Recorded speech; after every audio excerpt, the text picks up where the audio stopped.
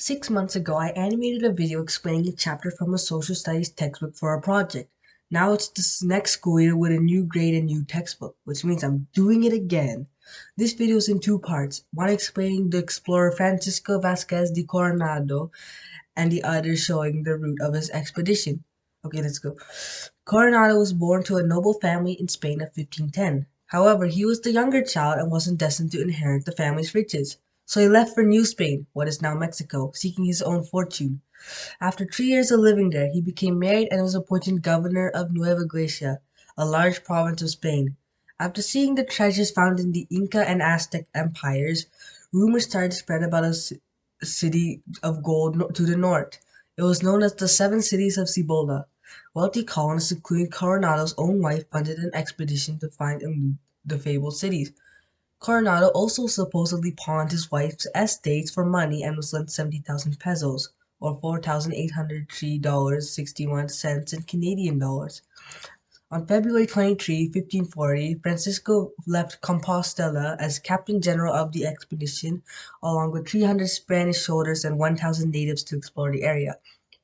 In July 1540, he reached one of the seven alleged golden cities.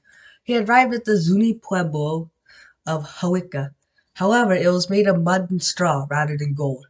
Francisco conquered the place to use as a base in order to look for other cities. During an expedition westward from Hawica, the group came across the Colorado Plateau, becoming the first Europeans to see its geological formations. Furthermore, the locals there led them to the iconic Grand Canyon. After this, Coronado himself ventured eastward to spend time with the Pueblo villages near what is now Albuquerque, New Mexico. While there, Coronado was informed by an indigenous member they simply called the Turk about a golden city called Quivira further to the north. While venturing north, they were the first Europeans to lay eyes upon the bison, plains nomads, and their teepees.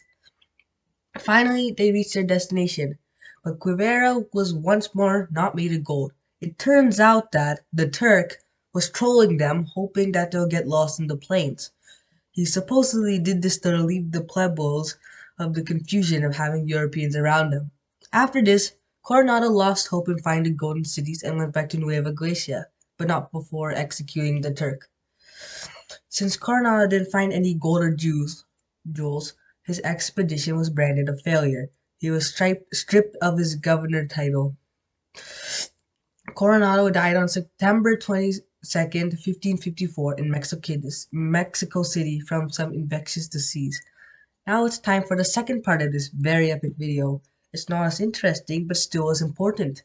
Part 2. I'll be explaining the route Coronado took at permission of the teacher. After Coronado left Compostela, he followed the coastline of nowadays Mexico. Then he followed the nowadays border between Arizona and New Mexico. He met the Zuni Pueblo at middle right of Arizona.